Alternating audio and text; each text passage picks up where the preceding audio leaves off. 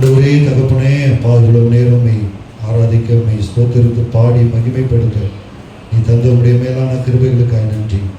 இப்பொழுது உடைய வார்த்தைகளுக்காய் நாங்கள் காத்திருக்கிறோம். நீர் பேசுகிற தேவன் ஆண்டவரே, நீர் ஆண்டவரே எங்களோடு ஆண்டவரை இடைப்படுகிற தேவன் எங்களோடு கூட பேசும் ஆண்டவரே. உடைய கரத்தில் எங்களை தாழ்த்த அர்ப்பணிக்கிறோம். என்னை படைத்தவர் நீ, என்னை வளர்த்தவர் நீ, என்னை படைத்தவர் நீ, என்னை வளர்த்தவர் நீ, என் பாவம் போக்கி என்னை குணமாக்கி என்னோடு இருப்பவர் நீ, என் பாவம் போக்கி என்னை குணமாக்கி என்னோடு இருப்பவர் நீ. இயேசுவே இயேசுவே இயேசுவே இயேசுவே இயேசுவே இயேசுவே இயேசுவே இயேசுவே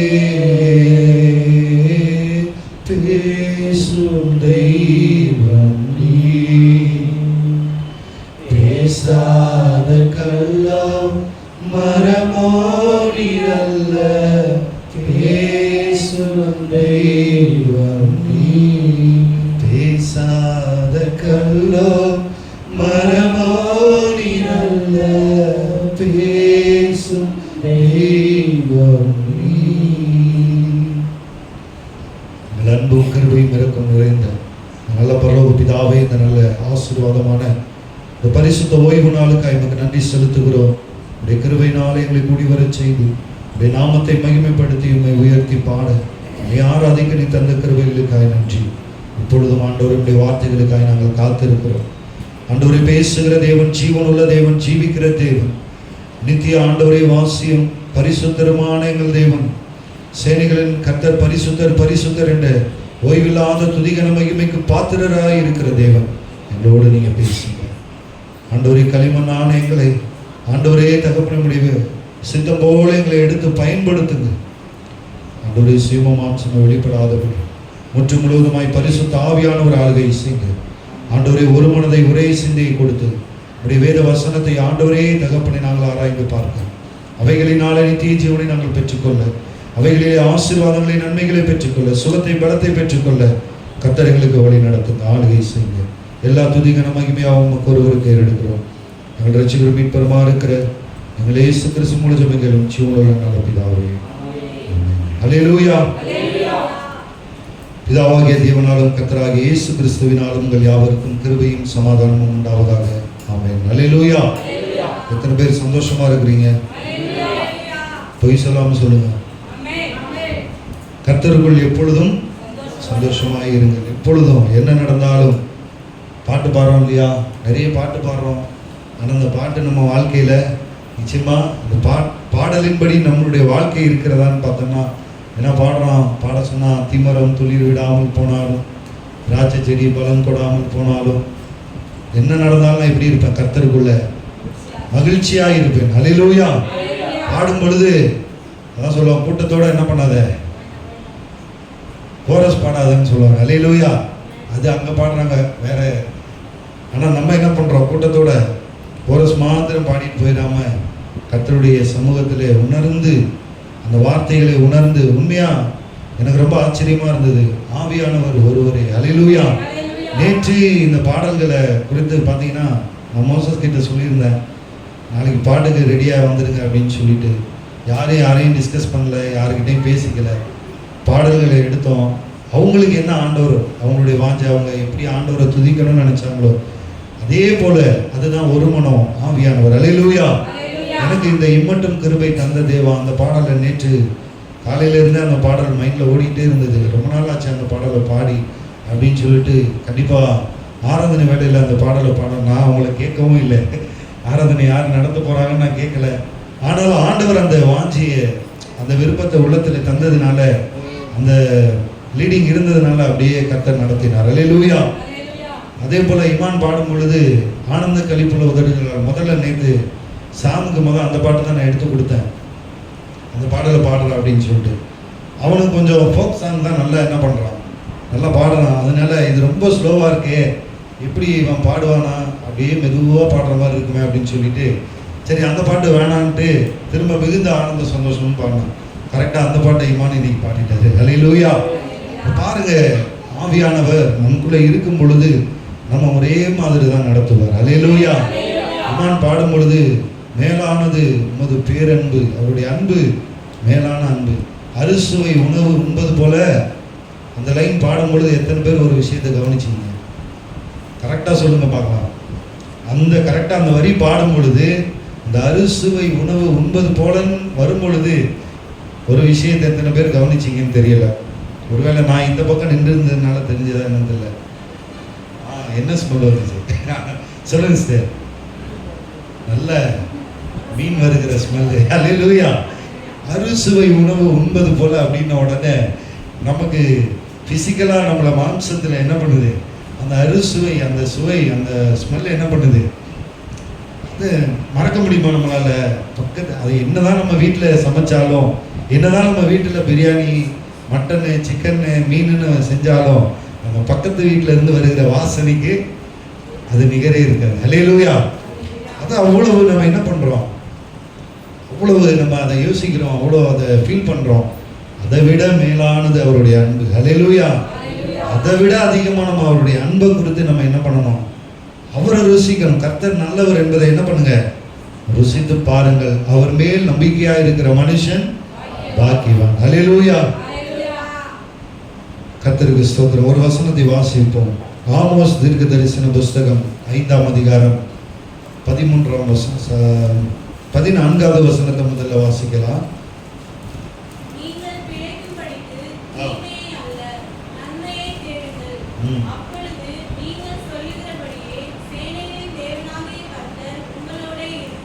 ஆமென். அல்லேலூயா.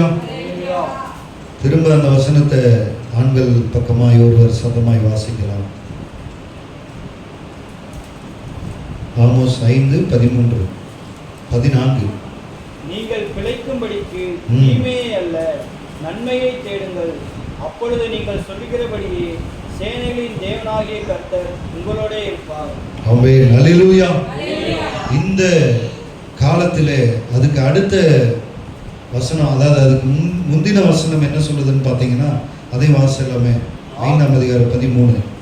ஆகையால் புத்திமான் அந்த காலத்திலே மௌனமாய் இருக்க வேண்டும், அந்த காலம் தீமையான காலம். ஆமென். அல்லேலூயா. அந்த காலம் தீமையான காலம். ஆமோஸ் தீர்க்கதரிசி அந்த காலம் என்று எதை குறித்து சொல்லுகிறார் அப்படின்னா கடைசி காலம். அல்லேலூயா. இந்த கடைசி காலம் எப்படிப்பட்ட காலமா இருக்கும் என்று வேதத்திலே அநேக தீர்க்கதரிசிகள் எல்லாருமே எழுதியிருக்கிறாங்க. தானியேல், ஆமோஸ், எல்லா தீர்க்க தரிசன புஸ்தகத்திலும் கடைசி காலத்தை குறித்ததான காரியங்கள் அது தெளிவாக எழுதப்பட்டிருக்கிறது. இந்த இடத்துல ஆமோஸ் தீர்க்கதரிசி என்ன சொல்றாருன்னா அந்த காலம் தீமையான காலம். ஸோ இந்த தீமையான காலத்திலே நாம் எப்படி ஜீவிக்க வேண்டும், நாம் எப்படி வாழ வேண்டும் என்று ஆண்டவர் விரும்புகிறார். அல்லது எப்படி வாழ்ந்தால் எப்படி வாழ முடியும், எப்படி வாழ வேண்டும் என்பதை குறித்தும் வேதம் நமக்கு என்ன பண்ணுது, சொல்லி தருகிறது. நீங்கள் பிழைக்கும்படிக்கு அப்படின்னா, பிழைக்கிறதுனா என்னது, வாழ்கிறது, வாழ்க்கை தான். எல்லாருமே சொல்லுவாங்க வாழ்றேன்னா என்ன வாழ்றடா, என்ன வாழ்ற, நம்ம எதுக்காக வாழ்கிறோம், நீ எதுக்காகடா வாழ்ற, சாப்பிட்றதுக்காக, எதுக்கு வேலைக்கு போகிற, சாப்பிட்றதுக்காக, எதுக்கு சாப்பிட்ற, வேலை செய்கிறதுக்காக. அப்புறம் கடைசியில் வெந்ததை தின்று அவ்வளோதான் முடிஞ்சு. இதுதான் சாதாரண ஒரு ஆவரேஜ் ஹியூமன், ஒரு சராசரி மனிதனுடைய வாழ்க்கை. ஆனால் தேவன் நம்ம சாப்பிட்றதுக்காகவோ வேலை செய்கிறதுக்காகவோ நம்மை தேவன் தெரிந்து கொள்ளல. அல்லேலூயா. ஏனென்றால் பரலோக ராஜ்யத்தில் சாப்பாடும் தேவையில்லை, அங்கே பசி இல்லை, அங்கே அழுகை இல்லை, புலம்பல் இல்லை, கண்ணீர் இல்லை, கவலை இல்லை. இங்கே இருக்கிற மாதிரி வேலை கஷ்டப்பட்டு வேலை செய்யணும் அந்த மாதிரி எந்த விஷயமே இல்லை. எல்லாவற்றையும் கர்த்தர் பார்த்து கொள்வார். அல்லேலூயா. அல்லேலூயா. எத்தனை பேர் என்னோட இருக்கிறீங்க? அல்லேலூயா. இந்த இடத்துல இந்த கடைசி காலத்திலே, கடைசி நாட்களிலே நாம் எப்படி வாழ வேண்டும் என்று தீர்க்கதரிசிகளுக்கு தேவன் வெளிப்படுத்தி அதை நமக்கு வேதத்தில் எழுதி வைத்திருக்கிறாங்க. நீங்க பிழைக்கும்படிக்கு நீங்களும் நானும், தேவனுடைய பிள்ளைகளாக இருக்கிற நீங்களும் நானும். ஏன்னா உலகத்தார் எப்படி வேணாலும் என்ன பண்ணுவாங்க, அவங்க பிழைக்கிறதுக்கு என்ன வேணாலும் செய்வாங்க. நாம் வாழணும்னா அது சினிமாலே என்ன பண்ணுறாங்க, அதை மற்றவங்கள்ட்ட திணிக்கிறாங்க. நாம் நல்லா இருக்கணும்னா யாரை வேணால் என்ன பண்ணலாம், கெடுக்கலாம், யாரை வேணால் கொல்லலாம், யாரை வேணால் ஏமாற்றலாம், யாரை வேணால் கஷ்டப்படுத்தலாம், யாரை வேணால் அள வைக்கலாம், யார்கிட்ட இருக்கோ இல்லையோ இல்லாதவங்ககிட்டையும் என்ன பண்ணலாம், கொள்ளையடிக்கலாம், திருடலாம். இது எல்லாவற்றையும் இந்த உலகம் இப்படி தான் தன்னுடைய வாழ்க்கையை வாழ்ந்து கொண்டிருக்கிறது. ஆனால் உலகத்திலிருந்து பிரிக்கப்பட்டிருக்கிற நாம இந்த உலகத்துக்கு ஒத்த வேஷம் தெரியாதிருங்கள், இந்த உலகத்தோடு சிநேகமாக என்ன பண்ணாதீங்க, இருக்காதீங்க அப்படின்னு வேதம் நம்மை குறித்து நமக்கு தான் வேதம் சொல்லுகிறது.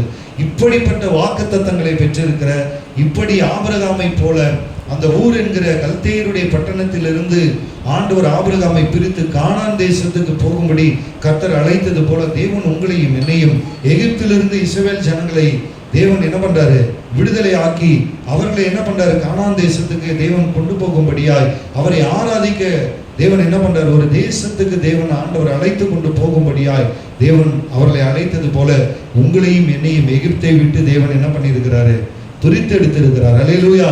நேற்றைய தினத்திலே சுத்திகரிப்பு ஜெபத்திலே இந்த வார்த்தைகளை குறித்து நாங்கள் தியானித்தோம். வராதவர்கள் எத்தனை பேர் குரூப்ல இருக்கீங்க, எத்தனை பேர் குரூப்ல இருந்தாலும் அந்த சர்ச்சை குரூப்ல எத்தனை பேர் அதை பார்க்குறீங்கன்னு தெரியல. நேற்று எனக்கு தோன்றினது, அந்த வார்த்தைகளை கண்டிப்பாக நம்ம என்ன பண்ணணும், எல்லாருக்கும் அந்த வார்த்தைகள் போகணும், போய் சேரணும். அப்படின்னா இந்த பொல்லாத இந்த சந்ததியை விட்டு நம்ம என்ன பண்ணணுமா, விலகி இருக்க வேண்டும். இந்த உலகத்தை விட்டு, இந்த உலகம் முழுவதும் பொல்லாங்கனுக்குள்ளே பாவத்துக்குள்ளே கிடக்கிறது. இப்போ இந்த பாவம் நிறைந்த உலகத்தில் தான் நாமளும் இருக்கிறோம்.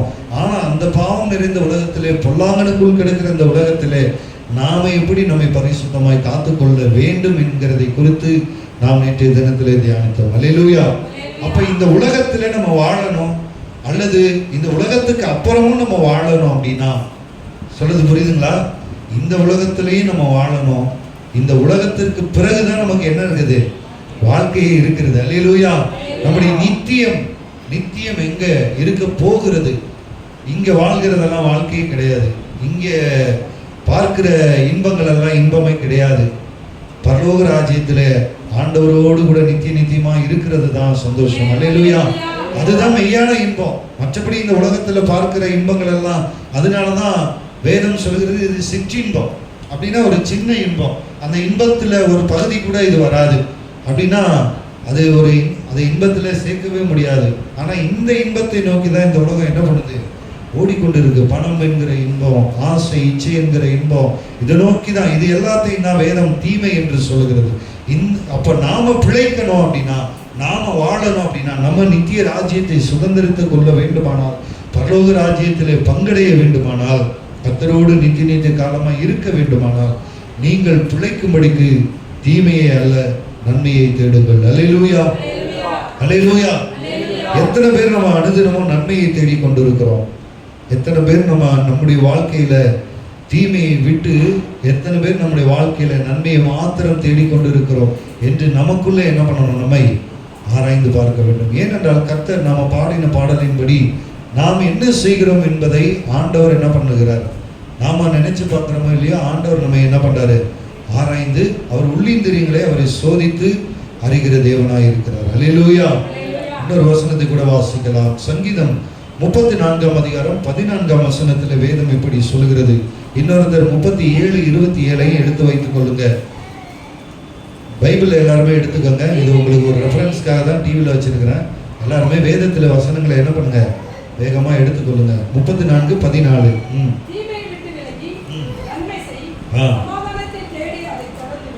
37:27 வாசிங்க. சங்கீதம் 37:27. ஆமென். அல்லேலூயா. இந்த ஒரு வசனம், அதாவது கர்த்தருடைய புஸ்தகத்திலே தேடி வாசியுங்கள். வேதம் சொல்லுகிறது, கர்த்தருடைய புஸ்தகத்திலே, வேதத்தில் என்ன பண்ணுங்க, தேடி வாசிங்கள். அவைகளில் ஒன்றும் ஜோடி இல்லாதிராது. அப்படின்னா அதுக்கு பேர் வெர்ஸ், அது ஜோடி வசனம் கண்டிப்பா என்ன பண்ணும், வேதத்துல இருக்கும். இதுக்கு தான் நம்ம தேடி வாசிக்கணும். எதுக்கு கர்த்தருடைய புஸ்தகத்துல தேடி வாசிக்கணும்? அவைகளில் ஒன்றும் ஜோடி இல்லாதிராது, அவைகளை சேர்க்கிறவர் ஆவியானவர். அல்லேலூயா, அல்லேலூயா. அந்த வசனத்தை ஏசாயால தானே இருக்கு. அதை எடுத்தவங்க தயவு செஞ்சு அந்த வசனத்தை சொல்லுங்க, திரும்ப அந்த வசனத்தை வாசிக்கலாம். அப்போ நம்ம தேடி வாசிக்கும் பொழுது எதுக்காக கர்த்தருடைய புஸ்தகத்தில் தேடி வாசிக்கணும் அப்படின்னா, ஒரு வசனம் ஒரு வார்த்தை சொல்லப்பட்டு இருக்குமானால், சொல்லுங்கம்மா, எடுத்துட்டீங்களா? ஏசாயா வாசிங்க. ஏசாயா 34:14.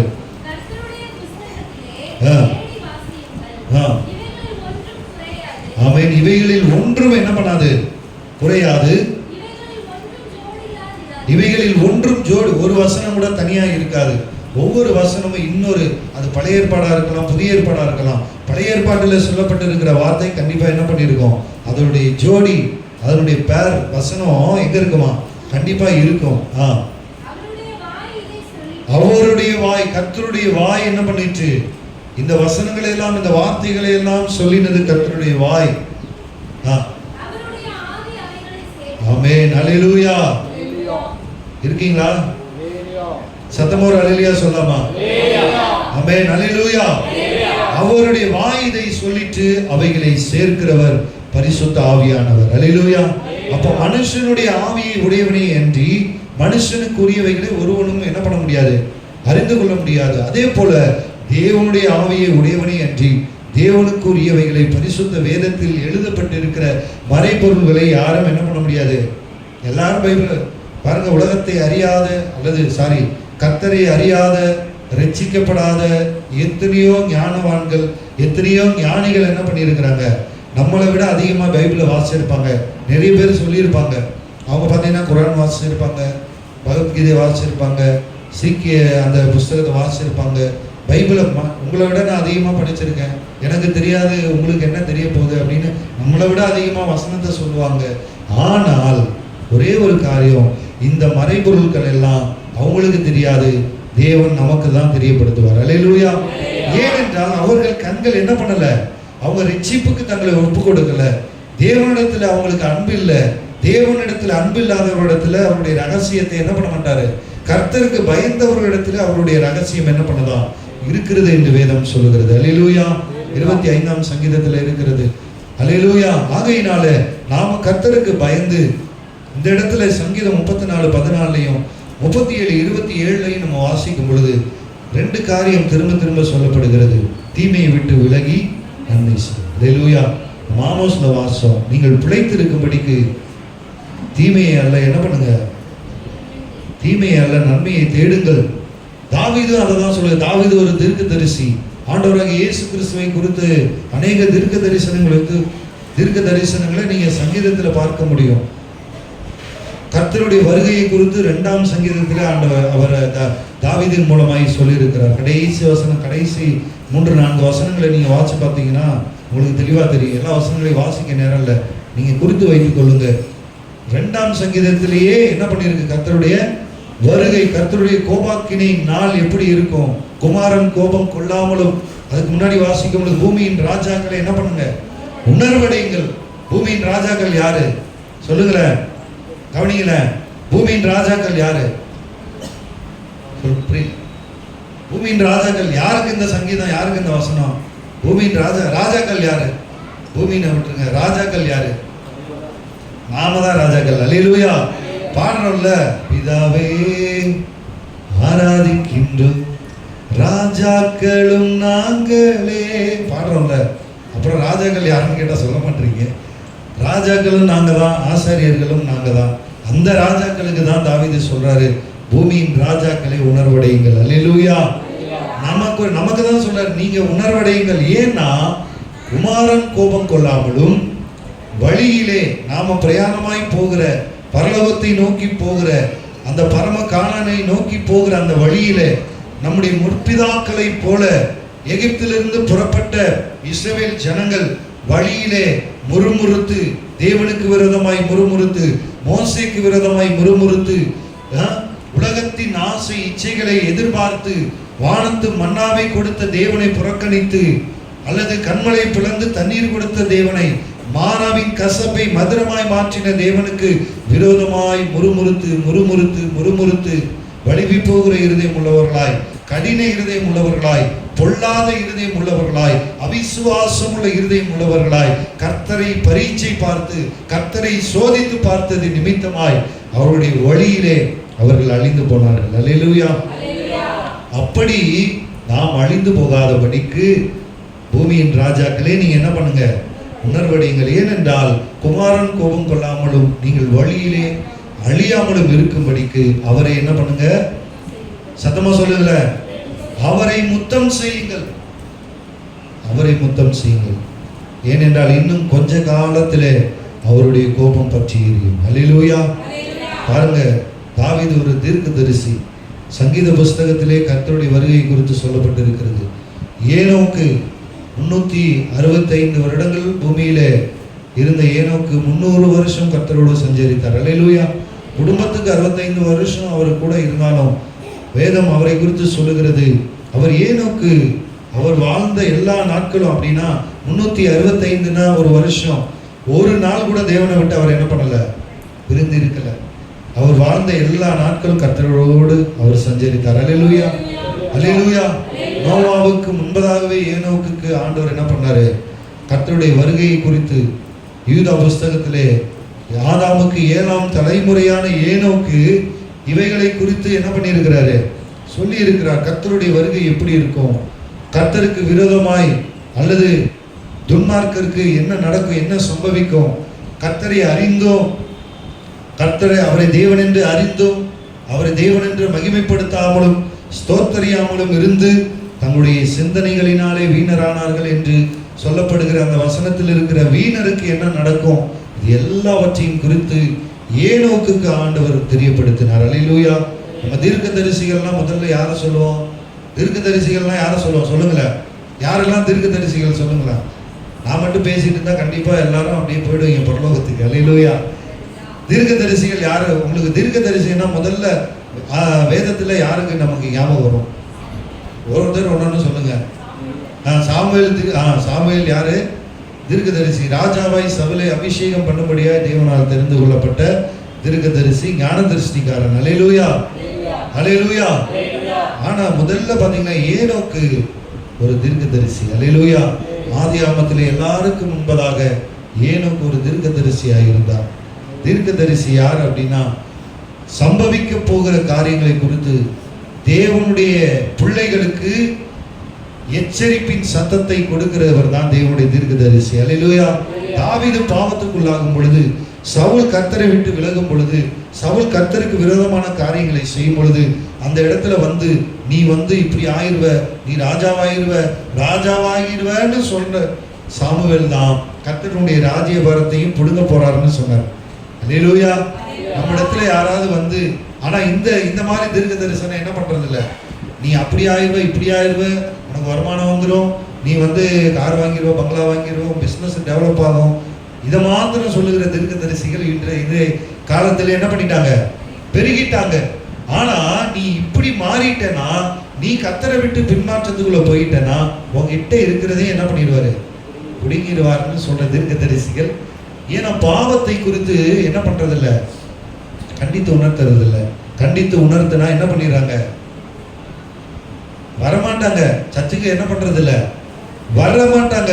அதனால ஆஹா இருக்கிறதையே நம்மளை விட்டு என்ன பண்ணிடுறாங்க, குடுங்க பாக்குறாங்கன்னு சொல்லிட்டு அந்த பாவத்தை குறித்து. ஏனென்றால் வேதம் சொல்லுகிறது, பரிசுத்த ஆவியானவர் உங்களுக்குள்ள வரும் பொழுது முதலாவது அவர் என்ன பண்ணுவாராம், பாவத்தை குறித்தும் நீதியை குறித்தும் நியாய தீர்ப்பை குறித்து அவர் உங்களை என்ன பண்ணுவாரு, கண்டித்து. இதுதான் பரிசுத்த ஆவியானவர் முதல்ல நமக்குள்ள வரும்பொழுது நமக்குள்ள செயல்படுகிற நடக்கிற காரியங்கள். இது நடக்கலைன்னா பரிசுத்த ஆவியானவர் நமக்குள்ள என்ன இல்லை, சிம்பிள். பரிசுத்த ஆவியானவர் உண்மையாவே எனக்குள்ள இருக்கிறாரா, புரியல, அதுதான் சொல்றேன். பரிசுத்த ஆவியானவர் மெய்யாகவே எனக்குள்ள இருக்கிறார் என்பதை நான் எப்படி உறுதிப்படுத்திக் கொள்ள முடியும் அப்படின்னா, பாவத்தை குறித்ததான உணர்வு எனக்குள்ள இல்ல, நான் ஈஸியா பாவம் செய்யறேன்னா பரிசுத்த ஆவியானவர் எனக்குள்ள என்ன இல்ல, அப்படியே ஒருவேளை நான் பெற்றிருந்தாலும் இப்ப அவரை எனக்குள்ள நான் என்ன பண்ணல, வச்சிருக்கல. ஏனென்றால் நான் அவருக்கு விரோதமான காரியத்தை, ஆவியை, நீங்க பெற்றுக்கொண்ட ஆவியை என்ன பண்ணாதீங்க, துக்கப்படுத்தாதிருங்கள், விசனப்படுத்தாதிருங்கள். வேதம் சொல்லுகிறது. நீங்க பெற்றுக்கொண்டிருக்கிற ஆவியை என்ன பண்ணாதீங்க, அவித்து போடாதிருங்கள் என்று வேதம் சொல்லுகிறது. ஒருவேளை நான் பெற்றிருக்கிறேன் என்ற நம்பிக்கை எனக்குள்ள இருந்தாலும் இப்பொழுது அவரை நான் எனக்குள்ள வைத்திருக்கிறேனா என்பது முக்கியம். அல்லேலூயா. எப்பொழுதெல்லாம் சிம்சோன் வல்லமையா எழும்பினாரோ, நம்முடைய ஜனங்களை ரட்சிக்கும்படிக்கு எப்பொழுதெல்லாம் தேவன் சிம்சோனை எழுப்பினாரோ அப்பொழுதெல்லாம் கர்த்தருடைய பலம் அவர் மீது இறங்கினது. அல்லேலூயா. அவர் மீது வல்லமை இறங்கும், அபிஷேகம் இறங்கும். கர்த்தருடைய பலத்தினால அவர் நிரப்பப்படுவாரு. 2000 பேரை 3000 பேரை வெறும் கழுதையின் பச்சை தாடை எலும்பை கொண்டு ஒரே ஆளா ஜெயித்தாரு.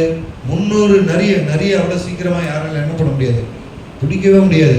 300 நரிய ஒரே ஆளா 300 நரிய காட்டுக்குள்ள போய் பிடிச்சிட்டு வந்து ஒவ்வொரு நரியும் ஜோடி ஜோடியா 2 வாளையும் கட்டி அதோட வால்ல தீப்பந்தத்தை கட்டி பெலிஸ்தருடைய வெள்ளாண்மையில அந்த வயலுக்குள்ள என்ன பண்ணாராம், ஓட விட்டு அவங்களுடைய வயலை பூரா எரிச்சு அதை அக்கினினால சுட்டெரித்து போட்ட ஒரு மனிதன். அல்லேலூயா, அல்லேலூயா. ஒரு முறை சிங்கம் எதிர்பட்டு வரும் பொழுது போகிற வழியில சிங்கத்தை சாதாரணமா ஒரு நாயை கொள்றது மாதிரி என்ன பண்ணாராம், அப்படியே வாயை கிழிச்சு அப்படியே தூக்கி போட்டு அசால்ட்டா போன ஒரு மனிதன். அல்லேலூயா. கர்த்தருடைய வல்லமை நமக்குள்ளே வரும் பொழுது சாத்தியமில்லாத காரியங்களை அசாத்தியமாய் செய்கிற தேவன் அவர். அல்லேலூயா, அல்லேலூயா. நாம் பெற்றுக்கொண்டிருக்கிற அந்த அபிஷேகத்தை, வல்லமைய, தேவனுடைய அந்த பலத்தை நம்ம தக்க வைக்கிறோமா, அதுதான் காரியம். அப்படி எல்லாத்தையும் செய்த ஒரு மனிதன், அவருக்குள்ள ஒரு ரகசியம் இருந்தது. அதான் சொன்னோம் இல்லையா, வசனத்துல பார்த்தோம், கர்த்தருக்கு பயந்த ஒரு இடத்துல அவருடைய ரகசியம் இருந்தது. அவருடைய பலன் எதில் இருக்கிறது என்பதை ஒரு ரகசியம், தேவனுக்கும் அவருக்கும் மாத்திரமான ஒரு காரியம். அவரை எப்படி வீழ்த்தலாம் அப்படின்னு அந்த தெலீலாள் அவருடைய மடியில படுத்து கொண்டிருக்கும் பொழுது அப்படியே கேட்குறாங்க. அவர் சொல்லவே இல்லை. கடைசியில் அப்போ என்கிட்ட சொல்ல மாட்டேன்ல, அவ்வளோதானே, நான் உனக்கு ஒன்றுமே கிடையாது அப்படின்னு சொல்லி அப்படியே கொஞ்சம் அப்படியே அந்த சென்டிமெண்ட்டாக அப்படியே உள்ளே கொண்டு போய் அப்படியே அழுது கேட்ட உடனே அவருடைய மனசு என்ன ஆயிடுச்சு, மனசு இலகிடுச்சு. அல்லேலூயா. இன்றைக்கு மனிதர்கள் நம்மளை என்ன பண்ணிடுறாங்க, மனசை அப்படியே உருக்கி சென்டிமெண்ட்டாக பேசி. நான் நேற்று மோசை கூட சொல்லும் பொழுது சொன்னார், எங்கள் அக்கா பொண்ணை கட்டிக்க சொல்லி என்ன பண்ணாங்க, எங்கள் அக்கா அப்படியே சென்டிமெண்ட்டாக எங்களுக்கு யார் இருக்கா, எப்படி இருக்காங்க, மனசு இலகி ஒரு வேளை நம்ம போயிட்டோம்னா. அதுக்கு பிறகு சிம்சோனுடைய கதை என்ன ஆயிடுச்சு, சொல்லிட்டார் உண்மையை. என்னுடைய பலம் எதில் இருக்கு ஒன்னா சொல்றாரு. சொல்ல பெலிஸ்தியர் வந்து அவரை பிடிக்க வர்றாங்க. அவர் அசாண்டா எல்லாத்தையும் தூக்கி போட்டு போயிடுறாரு. கடைசியில இவ்வளவுதானா நீ மேல வச்சிருக்கிற அன்பு அப்படின்னு சொன்ன உடனே சொல்றாரு, என்னுடைய பலன் எதுல இருக்குன்னா என்னுடைய தலை முடியில அந்த ஜடை பின்னப்பட்டு இருக்கிற அந்த ஜடையில இருக்கிறது என்று சொல்லிட்டு இன்னொன்னையும் சொல்றாரு, தெளிவா எல்லாத்தையும் சொல்றாரு. நீ என்னைய மொட்டையாக்கிட்டேன்னா என்னுடைய பலன் என்னை விட்டு என்ன பண்ணிடும், அப்படியே மடியில் அழகாக படுக்க வச்சு அப்படியே கொஞ்சம் கொஞ்சமா முடியை கட் பண்ணி கடைசியில் அவருடைய என்ன பண்ணிட்டாங்க, மொட்டையடிச்சிட்டாங்க. அல்லேலூயா. பிசாசு இதை தான் நம்ம வாழ்க்கையில் செய்து கொண்டு இருக்கிறோம். உடனே எதையும் செய்ய மாட்டான், உடனே நம்மளை அழிச்சிட மாட்டான், உடனே நம்மளை தூக்கிட்டு போய் ஆண்டவரை தேவாலயத்து உப்பரியின் மேலே நிறுத்தினது மாதிரி நம்மளை போய் தூக்கிட்டு போய் இங்கேருந்து குதி அப்படிலாம் சொல்ல மாட்டான். என்ன பண்ணுவான், கொஞ்சமா நயவசனமா தந்திரமா ஏதாவது ஒரு காரியத்தை நம்ம இடத்துல யூஸ் பண்ணிக்கிட்டே இருப்பான்.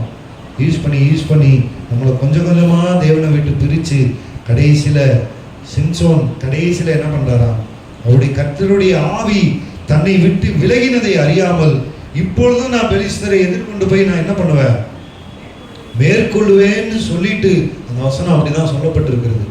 கர்த்தருடைய ஆவி தன்னை விட்டு விலகினதை அறியாமல் அவர் நினைச்சிட்டு இருக்கிறாரு, இன்னும் எனக்குள்ள ஆவி இருக்கு, அபிஷேகம் இருக்கு, வல்லமை இருக்கு அப்படின்னு நினைச்சிட்டு வேகமா அவர் எழும்பி போறாரு. ஆனா அவருக்குள்ள என்ன இல்லை, ஆவி இல்லாததுனால கர்த்தருடைய பலன் அவருக்குள்ள இல்லை. அவரால் பெலிஸ்தியரை மேற்கொள்ள முடியல. ஈஸியா சாதாரண மனுஷனை பிடிக்கிற மாதிரி அதுவரைக்கும் கம்பீரமாய் அதுவரைக்கும் பயங்கரமாய் இருந்த சிம்சோன் 3000 பேர் வந்தாலும் அசால்ட்டா அடிச்சு காலி பண்ண மனுஷன் ஒரே ஒரு பலவீனத்தின் நிமித்தமாய் தனக்குள்ள இருந்த கர்த்தருடைய ஆவியை இழந்து போனார். அல்லேலூயா. ஒரே ஒரு தீமை எல்லாவற்றையும் அவரிடத்திலிருந்து என்ன பண்ணிச்சு? பறித்து கொண்டது. கடைசியில சாதாரண ஒரு மனிதனை போல அவரை சங்கிலிகளினாலே கட்டி அவரை இழுத்து கொண்டு போய் அந்த ஒரு மண்டபத்தில் அவரை கட்டி போட்டு 2 தூண்களுக்கு நடுவே அவரை கட்டி போட்டு வேடிக்கை காட்டும்படியாக அவரை என்ன பண்ணிட்டாங்க? அவருடைய கண்ணை பிடிக்கிட்டாங்க, கண்ணை நோண்டி எடுத்துட்டு குருடனா மாத்தி அவர் 2 தூண்களுக்கு நடுவே வேடிக்கை காட்டுற ஜோக்கரா மாத்திட்டாங்க. பரிசுத்த ஆவியானவர் நமக்குள்ள இருக்கிற வரைக்கும் தான் நம்ம யாரு? ஹீரோலாம். அல்லேலூயா. பரிசுத்த ஆவியானவர் நமக்குள்ள இருக்கிற வரைக்கும் தான் பிசாசு நம்ம பார்த்து பயப்படுவான். நம்ம சொன்னா நடக்கும், நம்ம ஜெபித்தா நடக்கும், பிசாசு போனா போகும், எல்லாமே நடக்கும். பிரச்சனையை பார்த்து போனா போகும். இறையாதே, அமைதலா இரு. ஆண்டவர் சொன்னா ஏன் நடந்ததுன்னா பரிசுத்த ஆவியானவர், அபிஷேகம், பிரசன்னம், தேவனுடைய பிரசன்னம், தேவனுடைய மகிமை, இது எல்லாம் இருக்கிற வரைக்கும் தான் நம்ம சொல்லும் பொழுது எல்லாம் நடக்கும். நம்ம ஜெபிக்கிற வேண்டிக் கொள்கிற எல்லாம் கிடைக்கும். அல்லேலூயா, அல்லேலூயா. ஆனா கர்த்தருடைய ஆவி அவரை விட்டு விலகினதை அவர் அறியாமல் அவர் அந்த இடத்துல போய் நின்று செய்யும் பொழுது ஒண்ணுமே செய்ய முடியல. கடைசியில வேடிக்கை காட்டுகிற ஒரு பொம்மை மாதிரி அவர் மாத்திட்டாங்க. அந்த இடத்துல இருந்தும் அப்பதான் அவர் உணர்றாரு, எல்லாம் பிடுங்கப்பட்டுருச்சு, எல்லாம் அவரை விட்டு போயிடுச்சு.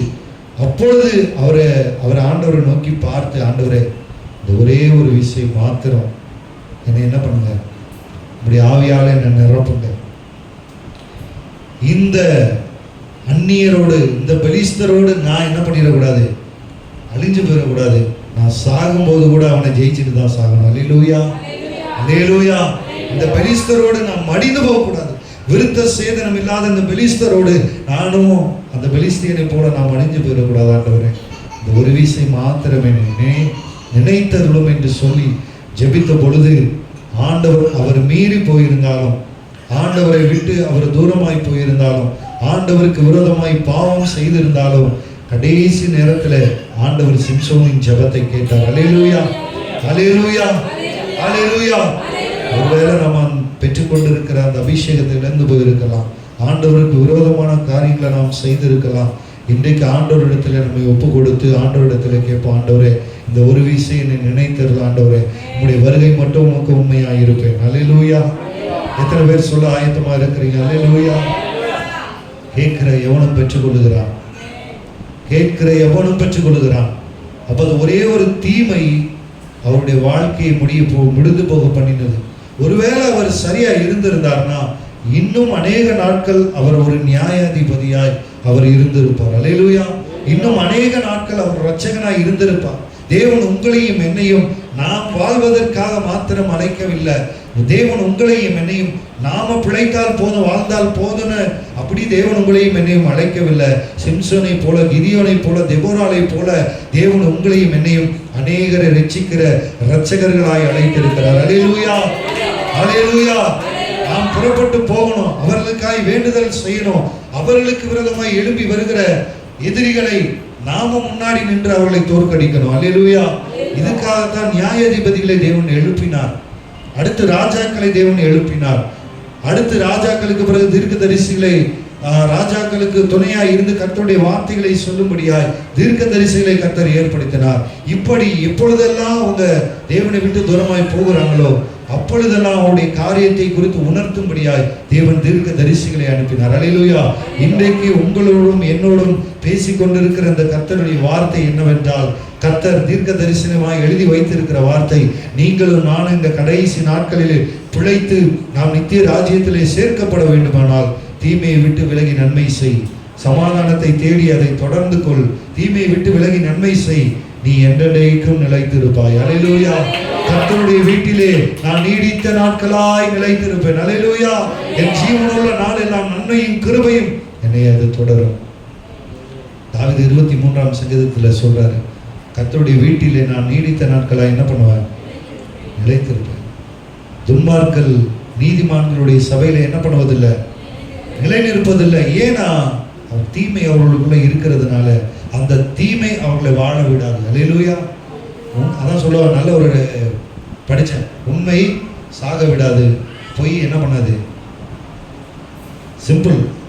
நமக்கு புரியுற மாதிரி சொல்லணும்னா, உண்மை என்ன பண்ணாது, உங்களை சாக விடாது. உண்மை ஒரு நாளும் உங்களை சாக விடாது. அப்படின்னா ஒருவேளை இந்த உலகத்தில் உண்மையாக இருக்கிறதுனால நம்மளை கொலை கூட செய்யலாம். தேவனுக்கு உண்மையாக இருக்கிறதுனால உண்மை சாக விடாது. அப்படின்னா இந்த பூமியில் நம்மளை சாக விடாமல் இல்லை, மரணம் என்பது எல்லாருக்கும் நியமிக்கப்பட்டு இருக்கிறது. அல்லேலூயா. நாம கர்த்தருக்கு உண்மையாக இருந்தால் அது நம்மை சாக விடாமல் கர்த்தருடைய ராஜ்யத்தில் சேர்க்கும். அல்லேலூயா. பொய் நம்மளை வாழ விடாது. ஒருவேளை இந்த பொய்யினால நம்ம ஒருவேளை வாழலாம், வாழ்ந்துடலாம், பொய் சொல்லி நம்ம வாழ்ந்துடலாம், இந்த உலகத்தில் இருக்கிற மாதிரி நம்மளும் வாழ்ந்துடலாம்னு நினைச்சிங்கன்னா கண்டிப்பா பொய் ஒரு நாளும் நம்ம வாழ விடாது. அல்லேலூயா. அந்த ராஜ்யத்தில் நம்ம பிரவேசிக்க முடியாது. அல்லேலூயா. இன்னொரு வசனத்தை வாசிக்கலாம். நீதிமொழிகள் 3:7, நீதிமொழிகள் 8:13. 2 வசனத்தை எடுத்து வைத்துக் கொண்டு ஒருத்தர் நீதிமொழிகள் 3:7 வாசிங்க.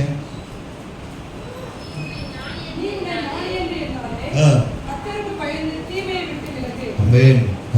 அடுத்த வசனம் 8:13.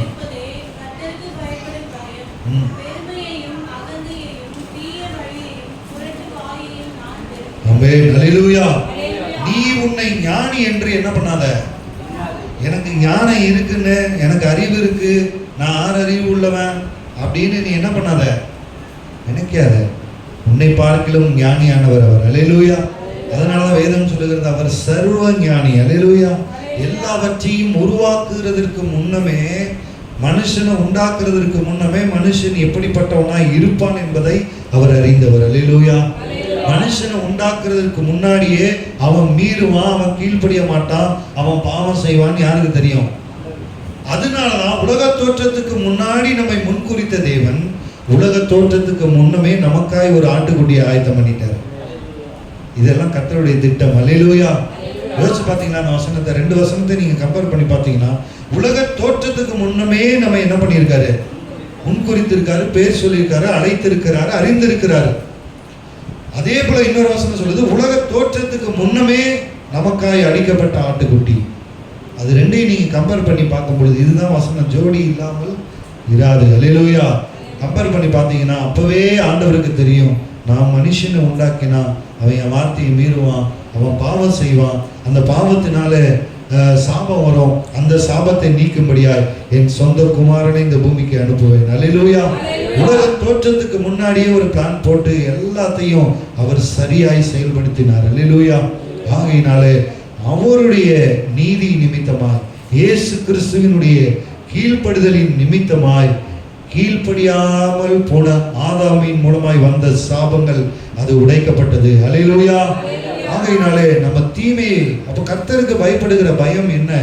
நான் கர்த்தருக்கு பயந்து வாழ்றேன் அப்படின்னு நான் எப்படி தெரிஞ்சுக்க முடியும் அப்படின்னா, தீமையான காரியங்களை வெறுப்பதே கர்த்தருக்கு பயப்படுகிற பயம். அல்லேலூயா. நன்மை, பெருமையையும் அகந்தையையும் தீய வழியையும் புரட்டு வாயையும் நான் என்ன பண்றேன், வெறுக்கிறேன். கர்த்தருக்கு பயந்து நீ என்ன பண்ணுங்க, தீமையை விட்டு விடுங்க. நீதிமொழிகள் 14:22 வேதம் இப்படி சொல்லுகிறது, தீமையை யோசிக்கிறவர்கள் தவறுகிறார்கள் அல்லவோ. அல்லேலூயா. இந்த வசனம் ரொம்ப யோசிக்க வச்சது. அந்த வசனத்தை நீங்க நிறுத்தி நிதானமா வாட்சி பார்த்தீங்கன்னா உங்களுக்கு ஒரு விஷயம் புரியும். நாம ஏன் தவறுகிறோம், நாம ஏன் அநேக நேரத்தில் தவறி போகிறோம். வார்த்தையில தவறுகிறோம், நடக்கையிலே தவறுகிறோம், பார்வையிலே தவறுகிறோம், பேசுகிறதிலே தவறி போகிறோம். எதனால நம்ம வாழ்க்கையில மிஸ்டேக் வருது? ஆண்டவர் செய்யக்கூடாதுன்னு சொன்ன காரியத்தை நாம ஏன் செய்கிறோம்? அதான் பவுல் ரோமருக்கு எழுதின நிருபத்தில் அப்போஸ்தலனாகிய பவுல் சொல்றது போல, நான் செய்ய வேண்டும் என்கிற விரும்புகிறதை செய்யாமல், நான் செய்யக்கூடாததை, நான் விரும்பாததை தான் நான் என்ன பண்றேன், திரும்பவும் செய்யறேன். ஏன் அப்படின்னு கேட்கும் பொழுது இந்த வசனம் சொல்லுகிறது, தீமையை யோசிக்கிறவர்கள் தான் என்ன பண்றாங்க, தவறுகிறார்கள். அல்லேலூயா. தீமையை என்ன பண்ணக்கூடாது, முதல்ல நம்ம மைண்ட்லயே என்ன பண்ணக்கூடாது, யோசிக்க கூடாது. நான் இதை செய்யணும், நான் அங்கே போகணும், நான் அதை செய்யணும், நான் ஃப்ரெண்ட்ஸோட போகணும், நான் இல்லது இதை செய்யணும், அதை செய்யணும்னு முதல்ல அதை மைண்ட்லேயே வரவிடாம நம்ம தடுத்துட்டோம்னா நம்ம தவறவே மாட்டோம். அல்லேலூயா. தீமையை யோசிக்கிறவங்க தான் என்ன பண்றாங்க, அடுத்து தவறி போறார்கள் என்று வேதம் சொல்கிறது. அடுத்த வார்த்தை சொல்லுது பாருங்க, நன்மையை யோசிக்கிறவர்களுக்கோ கிருபையும் சத்தியமும் உண்டு. அல்லேலூயா. அல்லேலூயா. நன்மையை யோசிக்கிற உங்களுக்கும் எனக்கும் தேவன் என்னத்தை வைத்திருக்கிறாராம், கிருபை வேணும் அப்படின்னா வேதம் நிறைய காரியங்களை சொல்லுது. தாழ்மை உள்ளவர்களுக்கு அவர் என்ன பண்றாரா? கிருபை அளிக்கிறார். நிறைய காரியங்கள் வேதம் சொல்லுகிறது. அதுல முக்கியமான ஒரு காரியம் என்னன்னு பார்த்தீங்கன்னா, நன்மையை எப்பொழுதும் நன்மையை யோசிக்கிறவர்களுக்கு, தீமையை வெறுக்கிறவர்களுக்கு, கர்த்தருக்கு பயப்படுகிறவர்களுக்கோ கிருபையும் சத்தியமும் உண்டு. அல்லேலூயா. கிருபையும் சத்தியமும் உங்களை விட்டு ஒரு நாளும் அது விலகாமல், நன்மையும் கிருபையும் உங்களை பின்தொடர வேண்டுமானால் தீமையை யோசிக்காமல் நன்மையை யோசிங்க. நன்மையை பற்றி கொள்ளுங்க. நன்மையை விட்டு விலகாமல் தீமையை விட்டு விலகி கர்த்தரோடு இருங்கள். அல்லேலூயா. ரோமர் 12ஆம் அதிகாரம் 21ஆம் வசனம் இப்படியாய் அப்போஸ்தலனாகிய பவுல் ரோமருக்கு எழுதும் பொழுது சொல்றாரு, நீ தீமையினாலே வெல்லப்படாமல், தீமையை என்ன பண்ணுங்க? ஆமென். அல்லேலூயா. நீ இந்த உலகத்தினாலே வெல்லப்படாமல், நீ பிசாசினாலே வெல்லப்படாமல்.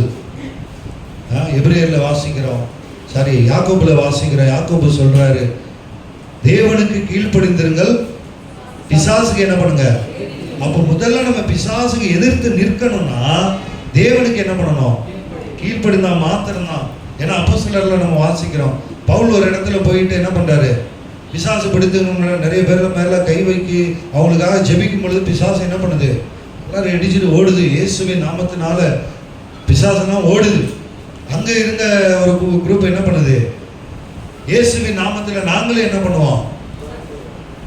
பிசாசுகளை துரத்துவோம்னு சொல்லி இயேசுவின் நாமத்துல தான் சொல்றாங்க. இயேசுவின் நாமத்துல துரத்தணும்னு முயற்சிக்கிறாங்க. ஆனா பிசாசு பிடிச்சிருந்த அந்த பிசாசு அந்த துரத்துனவங்களை பார்த்து சொல்லுது, என்ன சொன்னுச்சு? எனக்கு பவுலையும் தெரியும், நீ யாருன்னு எனக்கு தெரியும், நான் யாருன்னு உனக்கு தெரியும், எனக்கு பவுலையும் தெரியும், இயேசுவையும் தெரியும், நீ யாரா? ஏண்டா நீ ஏன் ஆளு? என் சரக்கெல்லாம் உன்கிட்ட இருக்குது, என்கிட்ட இருக்கிற எல்லா சிந்த அகந்த பெருமை பாவம் தீமை எல்லாமே உனக்குள்ள இருக்குது. நான் ஆள்டா, நீ ஏன் ஆள்டா, நீ எப்படி என்னைய துரத்துவ அப்படின்னு சொல்லிட்டு வேலியில போற ஓடனை பிடிச்சி வேட்டிக்குள்ள விட்ட கதையா என்ன ஆயிடுச்சு? அமைதியா இருந்தா அது பாட்டு போயிருக்கும். பவுல் எப்படியோ துரத்தி விட்டுருப்பாரு. இங்கே இந்த ஒரு குரூப் என்ன பண்ணிடுச்சு? நான் பண்றேன், நான் செய்யறேன்னு சொல்லிட்டு போய் நின்று பிசாசுக்கு எதிர்த்து நின்ற பொழுது, ஏன்னா தேவனுக்கு அவங்க கீழ்ப்படியலை. தேவன் கீழ்ப்படியலைன்னா பரிசுத்த ஆவியானவர் அவர்களுக்குள்ள இல்லை. பரிசுத்த ஆவியானவர் அவர்களுக்குள்ள இல்லைன்னா தேவனுடைய வல்லமை இருக்காது. தேவனுடைய வல்லமை இல்லைன்னா பிசாசு உங்களை பார்த்து பயப்படவே பயப்படாது. அல்லேலூயா. நாம வேணா முழங்கால் போட்டு மணிக்கணக்கா ஜெபிக்கலாம். இன்னைக்கு நான் இந்த பிசாசை துரத்தி என்ன பண்ணுவேன்? தீர்வேன்னு முழங்கால் போட்டு நிறைய பேர் அந்த மாதிரிலாம் இருக்கிறாங்க. புக்கில் பால்யாங்கி சொன்ன அவர் எழுதியிருந்த ஒரு புக்கில் படித்தேன். யோர்தானில் கால் வச்ச உடனே என்ன பண்ணுச்சு? யோர்தான் என்ன பண்ணுச்சு? விளந்துச்சு அப்படின்னு ஒரு குரூப் என்ன பண்ணிச்சு? யோர்தானுக்கு போயிடுச்சு. கிளம்பி போயிட்டு கண்டிப்பாக நான் என்ன பண்ணுவோம்? அன்றைக்கு அற்புதம் செய்த தேவன் இன்னைக்கு என்ன பண்ணுவார்? அற்புதம் செய்வார்னு போய் யோர்தானில் நாங்கள் கால் வைக்கணும்னு சொல்லி அப்படியே யோர்தானில் போயிட்டாங்க. அல்லேலூயா. கர்த்தரை பரீட்சை பாராதிருப்பாயாக. அல்லேலூயா. செய்யணும், ஆண்டவர் சொன்னா செய்யணும். ஆண்டவர் உங்ககிட்ட சொன்னாரா நீ யோர்தானில் போய் நில்லு? ஆண்டவர் சொன்னாரு. மோசே கிட்ட யோசுவா கிட்ட சொன்னார், நீ போ நான் செய்வேன்னு. வார்த்தையை பெற்றுக்கொண்டதுக்கு அப்புறம் தான் போய் செஞ்சாங்க. அது மாதிரி நம்ம வார்த்தையை ஆண்டவரிடத்துல பெற்றுக்கொண்டுட்டு போய் நின்னோம்னா கர்த்தர் கண்டிப்பா செய்வார். அல்லேலூயா. அதை விட்டுட்டு ஆண்டவர் சொல்லிட்டாரு, சர்ப்பங்களை மிதிப்பீர்கள், தேள்களை என்ன பண்ணுங்க? மிதிப்பீர்கள், சர்ப்பங்களை எடுப்பீர்கள், சாவுக்கு எதுவான யாதென்றையும் குடித்தாலும் அது உங்களை என்ன பண்ணாது? சேதப்படுத்தாதுன்னு சொல்லிட்டாரு. ஆண்டவர் நான் விசுவாசிக்கிறேன் நம்புறேன்னு என்ன பண்ணிடாதீங்க. பாம்பை கையில பிடிச்சிட்டு மருந்து பாட்டில் வாங்கி வாயில ஊத்திட்டு ஆண்டவர் சொல்லிட்டாரு எனக்கு இது நடக்காது அப்படின்னு ட்ரை பண்ணி பார்த்துடாதீங்க. அல்லேலூயா. அல்லேலூயா. வேத வசனத்தை நம்ம என்ன பண்ணணும்? தெளிவா புரிஞ்சுக்கணும். ஆண்டவர் அந்த மாதிரி ஒரு சூழ்நிலை வரும் பொழுது அப்படின்னா அது நீங்க சர்ப்பம் அப்படின்னா உடனே போய் பாம்பு பிடிக்கிறதுன்னு அர்த்தம் கிடையாது. சர்ப்பத்தை போல பிசாசு நமக்கு எதிராக வரும் பொழுது ஆண்டவர் அவர் கொடுக்கிற பலத்தினாலே, பரிசுத்த ஆவியானவர் நமக்குள்ள இருக்கும் பொழுது அந்த பலத்தினாலே சர்ப்பத்தை எடுத்து தூக்கி அடிக்கிறது மாதிரி ஆண்டவர் சர்ப்பத்தை மிதித்தது போல பிசாசை நம்முடைய கால்களின் கீழே அவர் நசுக்கி போடுவார். அல்லேலூயா. அல்லேலூயா.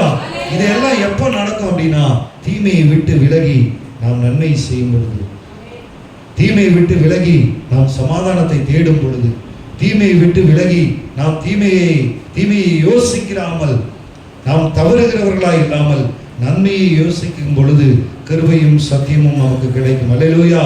ஆகையினால நாம் தீமையை வெல்லப்படாமல் தீமையை என்ன பண்ணணுமா? நன்மையினாலே வெல்லணும். ஆமென். 1 ராஜாக்கள் 11ஆம் அதிகாரத்தில் ஒரு வசனத்தை நாம் வாசித்து முடிக்கலாம். நான் எடுத்துட்டு வந்த சப்ஜெக்ட் கீழே இருக்கு. ஆனால் இதுக்கே என்ன ஆயிடுச்சு? தீமை குறித்து பார்க்கறதுக்கே இவ்வளோ நேரம் ஆயிடுச்சு. அங்கங்கே கொட்டாய் வேற வந்துக்கிட்டே இருக்கு.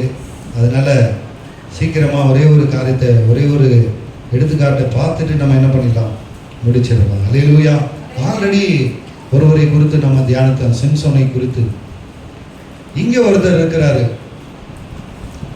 நன்மையை பற்றி கொண்டும்படியாய், நன்மையை பற்றி கொள்ளும்படியாய், நன்மையான காரியத்தை செய்யும்படியாய் அழைக்கப்பட்ட அவருடைய பிதாவாகிய அவருடைய தகப்பனாகிய ஆபிரகாமுக்கு வாக்கு பண்ணி, உன்னுடைய நாட்களிலே இந்த ஆலயம் கட்டப்படாது, ஏனென்றால் நீ நிறைய யுத்தத்தை என்ன பண்ணிட்ட, நடத்திட்ட, உன் கை இரத்தக்கரை, இரத்தம் சிந்தினபடியினால, கரை படிந்த கரமாக இருக்கிறபடினால என்னுடைய பரிசுத்த ஆலயத்தை உன்னை கொண்டு நான் கட்ட மாட்டேன், உன்னுடைய குமாரனாகிய சாலமோனை கொண்டு நான் என்ன பண்ணுவேன், கட்டுவேன் அப்படின்னு ஒரு வாக்குத்தத்தம் பெற்ற ஒரு தேவனுடைய மனிதன்.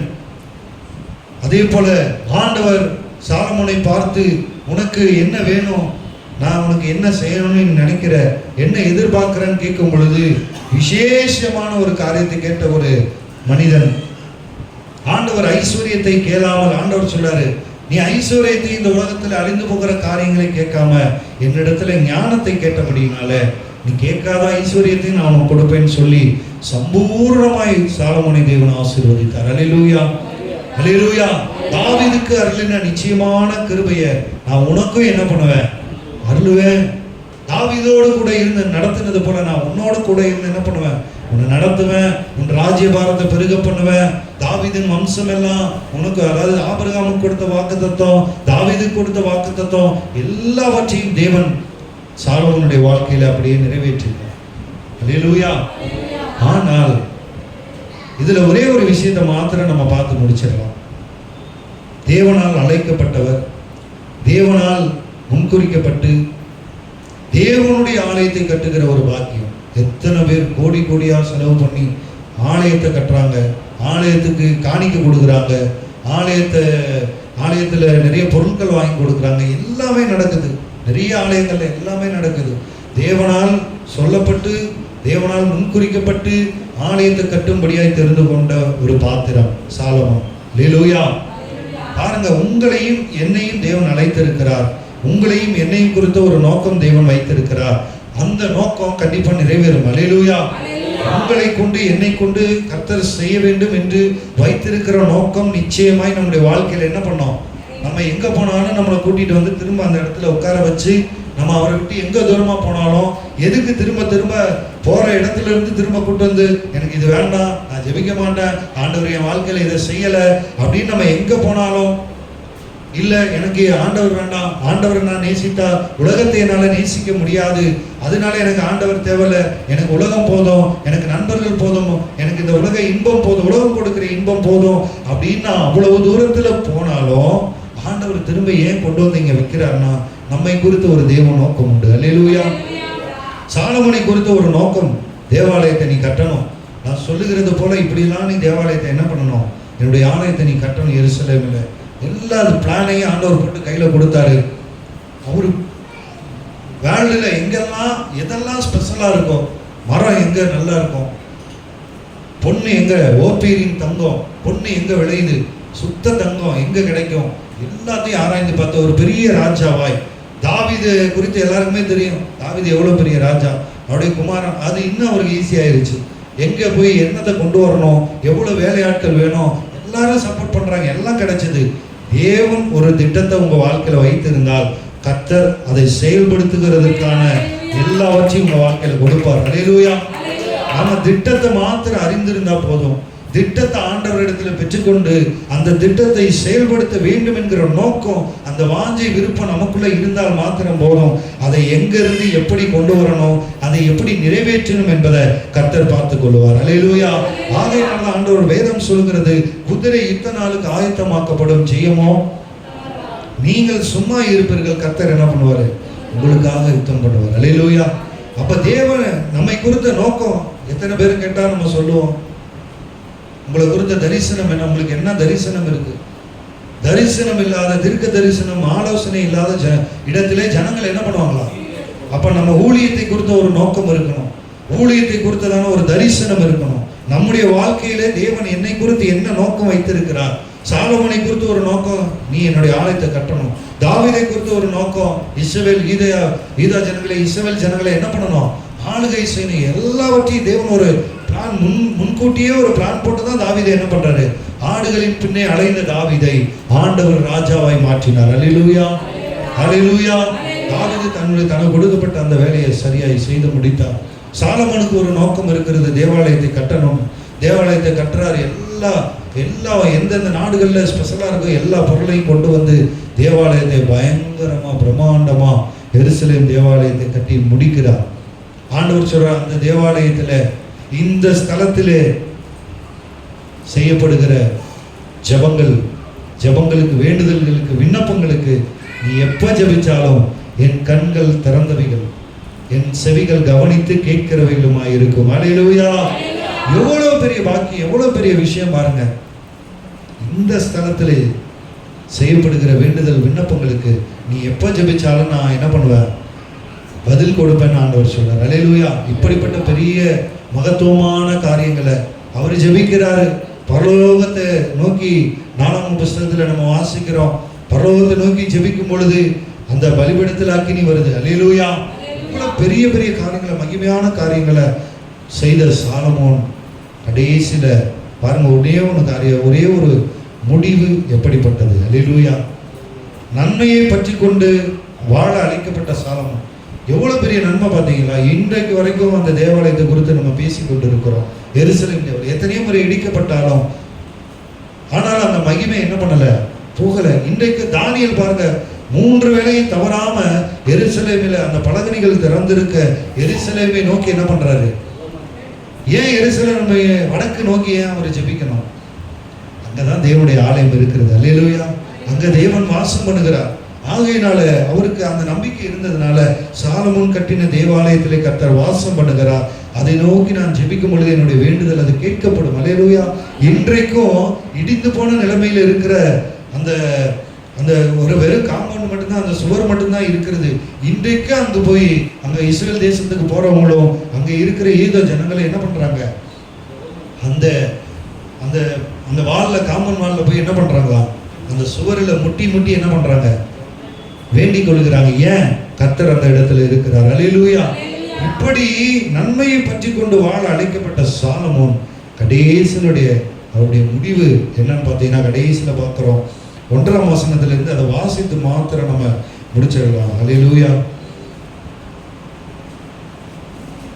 ராஜாவாகிய சாலமோன் பார்வோனின் குமாரத்தை நேசித்ததும் அல்லாமல், அதுக்கப்புறம் பார்த்தீங்கன்னா அது நிறைய குமாரத்திகள் வருவாங்க. அதுல அம்மோனியர், ஏதோமியர், சீதோனியர், ஏத்தியர், அந்நிய ஜாதியான அநேக ஸ்திரீகள் மேல என்ன பண்ணாங்களா? ஆசை வைத்தாங்க அப்படின்னு நிறைய ஒரு பெரிய பட்டியலே வரும். அப்புறம் 300, 3000 கணக்கு வழக்கு இல்லாம என்ன இருக்கு, நிறைய கணக்கு இருக்கு அவருக்கு. கர்த்தர் இஸ்ரவேல் புத்திரரை நோக்கி நீங்கள் அவர்கள் அண்டைக்கு, இது எப்போ சொல்லப்பட்ட வார்த்தை? யாத்ராகமத்திலே தேவன் யோசுவாவுக்கு மோசேவு கூட இருக்கும் பொழுதே இஸ்ரவேல் ஜனங்களுக்கு நீங்க அவங்க கூட சேரக்கூடாது, அந்நிய ஜனத்தோட என்ன பண்ணக்கூடாது, நீங்க கலக்கக்கூடாது, சம்பந்தம் பண்ணக்கூடாதுன்னு அப்பவே சொல்லிட்டாரு. அதை திரும்பவும் கர்த்தர் சொல்றாரு, நீங்கள் அவர்கள் அண்டைக்கும் அவர்கள் உங்கள் அண்டைக்கும் பிரவேசிக்கலாகாது.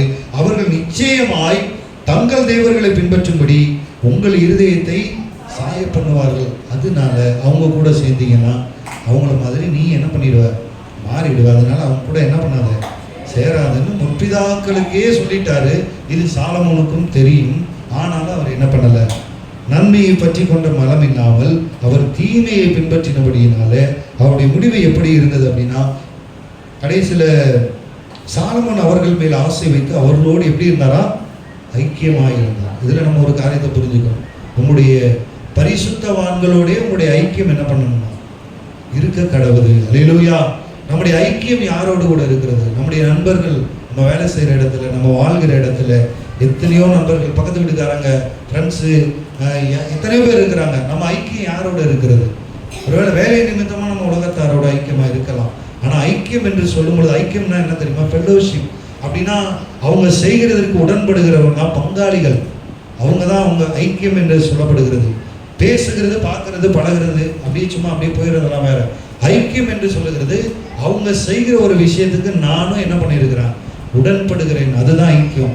அப்போ அவங்களோட நீங்க ஐக்கியமாக இருந்தா, அவர்களோட ஐக்கியமாக இருந்தான் அவனுக்கு பிரபுக்கள் அதெல்லாம் பார்த்தீங்கன்னா அவனுடைய ஸ்திரீகள் அவன் இருதயத்தை என்ன பண்ணாங்களா, வழுவி போக பண்ணினார்கள். அல்லேலூயா. எங்கிருந்து வழுவி போக பண்ணாங்க? நன்மையை விட்டு தீமைக்கு நேராக அவருடைய இருதயத்தை வழுவி போக பண்ணாங்க.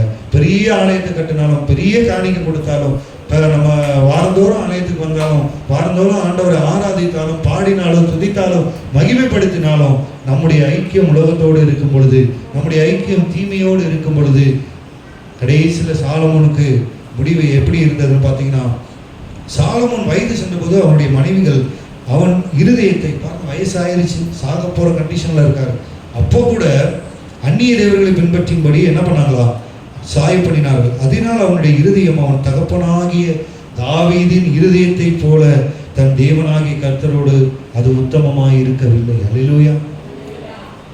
தாவீதை குறித்து ஆண்டவர் சாட்சி சொன்னார், தாவீது என் இருதயத்துக்கு.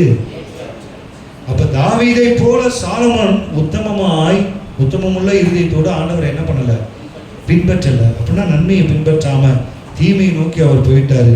சாலமோன் எதை பின்பற்றினார் பாருங்க, உத்தமமாய் ஆண்டவரை பின்பற்றலைன்னா அவர் எதை பின்பற்றினார் வேதம் சொல்லுகிறது அப்படின்னா, சாலமோன் சீதோனியரின் தேவியாகிய அஸ்தரோத்தையும், இந்த அஸ்தரோத்தை குறித்து நீங்க கூகுள் பண்ணி பார்த்தீங்கன்னா தெரியும் எவ்வளோ அசிங்கமான ஒரு காரியம் அப்படின்னு.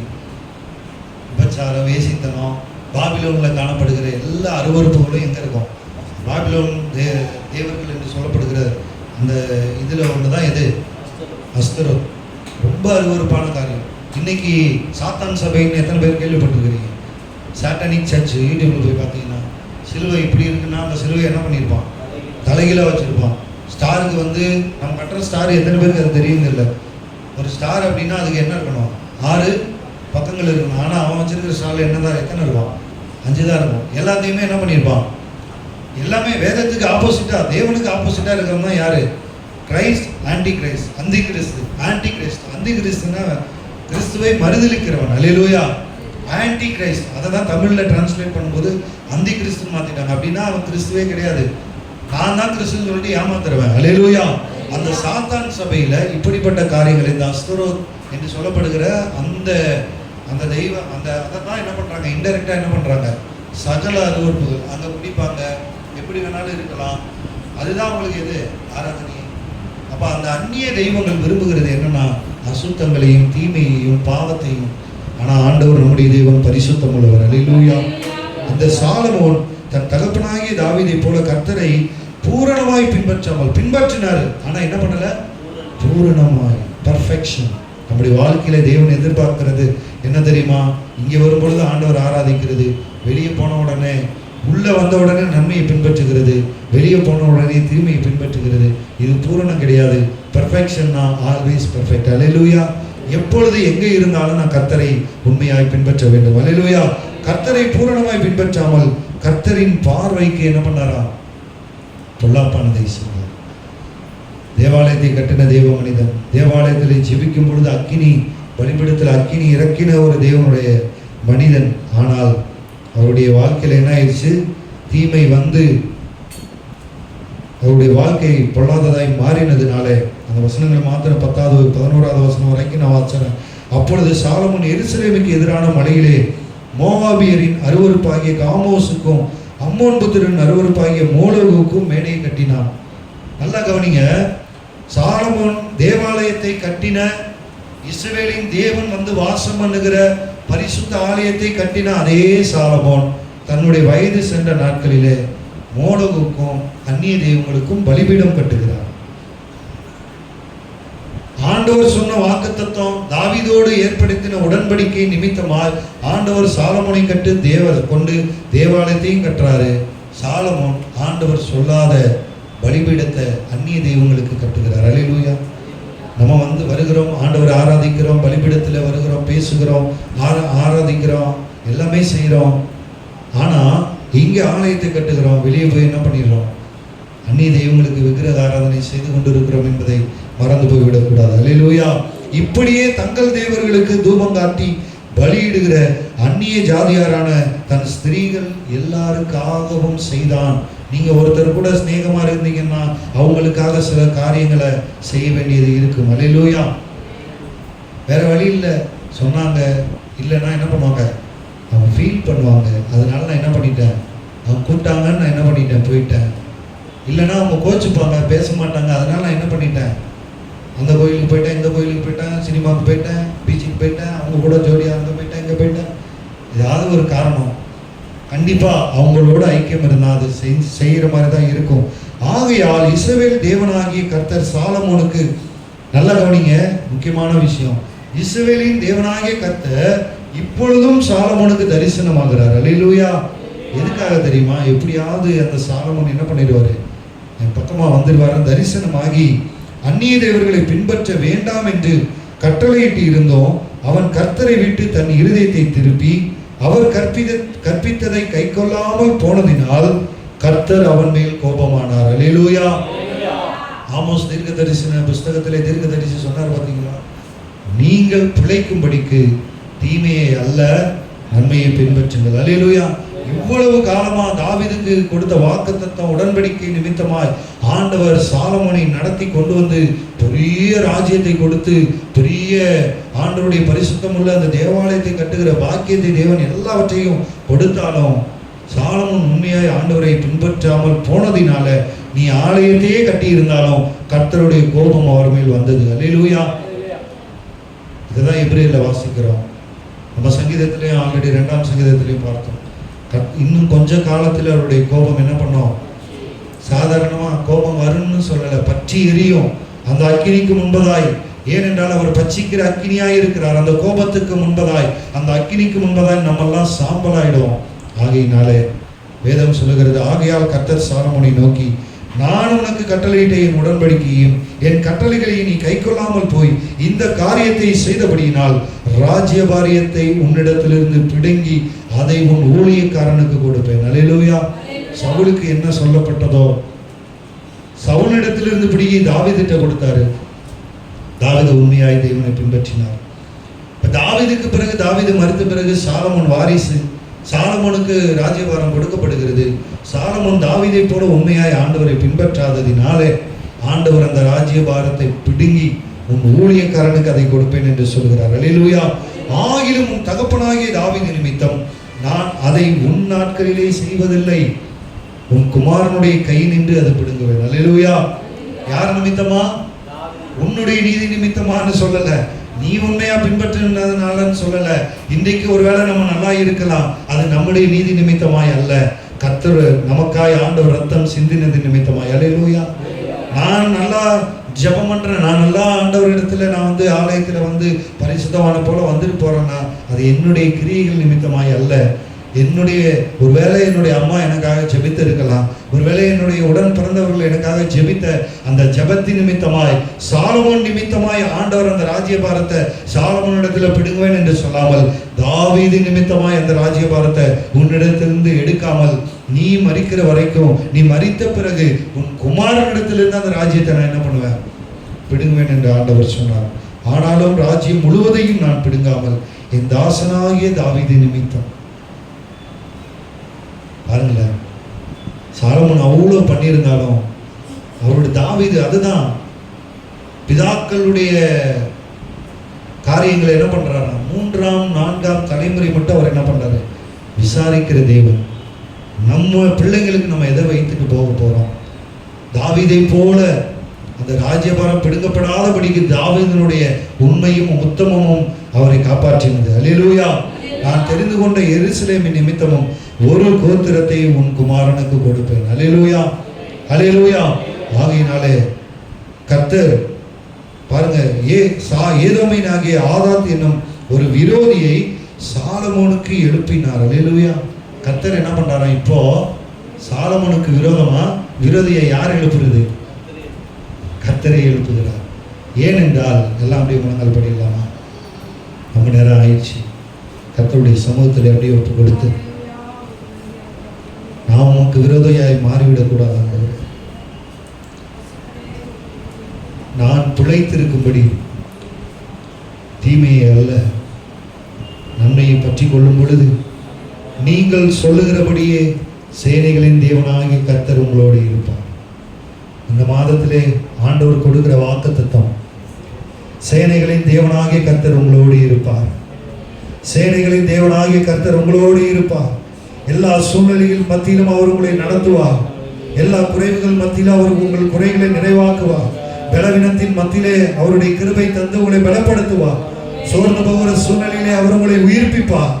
தாயை போல உங்களை ஆற்றி தேற்றி அரவணைத்து தகப்பனை போல உங்களை சுமக்கிற தேவன் அவர். அவரை நோக்கி கூப்பிடும் பொழுது உங்களுக்கு பதில் கொடுப்பார். எப்பொழுது வேதம் சொல்லுகிறது, தீமையை அல்ல நன்மையை பற்றி கொள்ளும் பொழுது கர்த்தர் உங்களோடு இருப்பார். கர்த்தர் உங்களோடு இருப்பார். ஒரே ஒரு விஷயம் ஆண்டவரிடத்தில் அர்ப்பணிப்போம். சிம்சோனை போல சாலமோனை போல நாங்கள் எங்களுக்குள்ள பரிசுத்த ஆவியை பெற்றிருந்தாலும் நன்மைகளை பெற்றிருந்தாலும் அநேக நேரத்தில் நாங்கள் அந்த நன்மையை பின்பற்றோம், தீமையை பின்பற்றி போனோம். ஆண்டவரே, ஒரே ஒரு விஷயங்களை நினைத்தருளும். எங்கள் மீது மனம் இறங்கி ஆண்டவரே, அந்த இழந்து போன அந்த அபிஷேகத்தை, இழந்து போன ஆவியின் வரங்களை, இழந்து போன கிருபைகளை மீண்டும் பெற்றுக்கொள்ள ஆண்டவரே எங்களுக்கு கிருபை தந்து வழி நடத்துங்கப்பா. எங்களுக்கு கிருபை தாங்கப்பா. எங்களை அர்ப்பணிக்கிறோம். எங்களை ஆளுகை செய்து எங்களை வழி நடத்துங்க. வார்த்தையின்படி எங்களை ஸ்திரப்படுத்துங்க.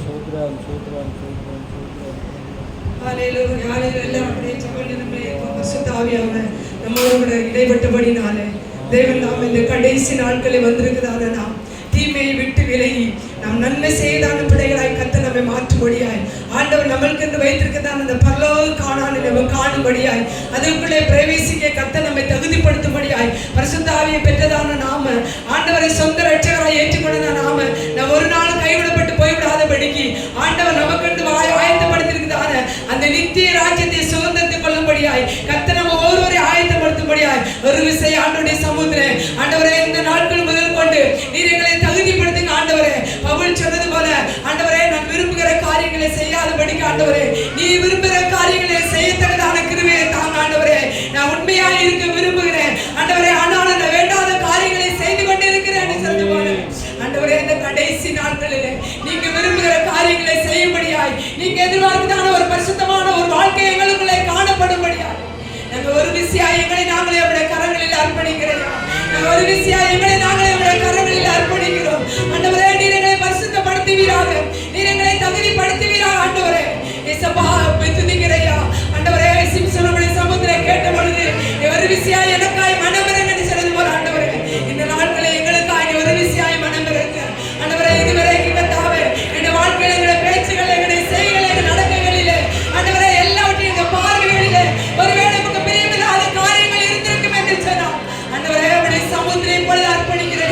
எல்லாவற்றையும் கர்த்தர் மாற்றி பாடுவீராக, எல்லாவற்றையும் கர்த்தர் மாற்றி பாடுவீராக ஆண்டவரே. நன்மையின் ஆலயங்களை இருதயத்தை நிரப்புவீராக ஆண்டவரே. நன்மையின் ஆலயங்கள் வாய்களை திருப்தியாக்குவீராக ஆண்டவரே. தெய்வ சிந்தனையினாலே எங்கள் சிந்தனைகளை கர்த்தர் நிரப்புவீராக ஆண்டவரே. ஆண்டவரே, நீர் பரிசுத்தராய் இருக்கிறது போல நாங்களும் பரிசுத்தமுள்ள பிள்ளைகளாய் காணப்படும்படியாய் நீ பரிசுத்தராய் இருந்தது போல ஆண்டவரே நாங்களும் பூமியில வாழ்கிற நாட்கள் எல்லாம் நம்ம கேட்ட பரிசுத்தராய் காணப்பட கர்த்தாவே நீர் எங்களுக்கு உதவி செய்வீராக. நீர் எங்களுக்கு உதவி செய்வீராக ஆண்டவரே. நீர் எங்களுக்கு உதவி செய்வீராக. நீர் எங்களுக்கு உதவி செய்வீராக. ஒரு விஷயங்களை நம்முடைய கரங்களில் அர்ப்பணிக்கிறேன். பரிசுத்த ஆவியானவரே ஆளுகை செய்வீராக.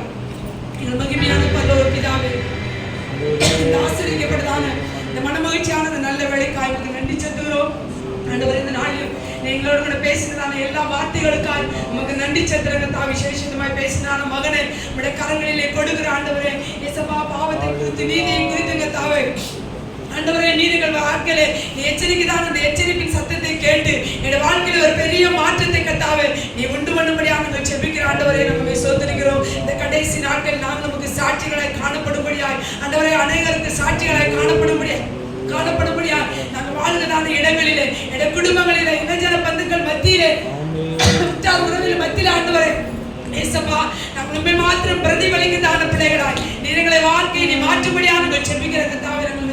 செபிக்கிறோம். ஆண்டவரே, நம் வாழ்க்கைதான வாழ்க்கை ஏனோ தானதாய் காணப்படாதபடிக்கு கர்த்தாவே, பரிசுத்தமுள்ள ஒரு வாழ்க்கையாய் ஆண்டவரே, பரம காணானை காணத்தக்கதான ஒரு வாழ்க்கையாய், அநேக பிள்ளைகளுக்கு முன்மாதிரியாய் காணப்படுதான ஒரு வாழ்க்கையாய் வாழ தேவனே எங்களுக்கு உதவி செய்யும்படியாக நாங்கள் செபிக்கிறையா. சத்தியத்தை வாசிக்கும் பொழுது ஆண்டவரே, எங்களோடு இடைபடுவீராக.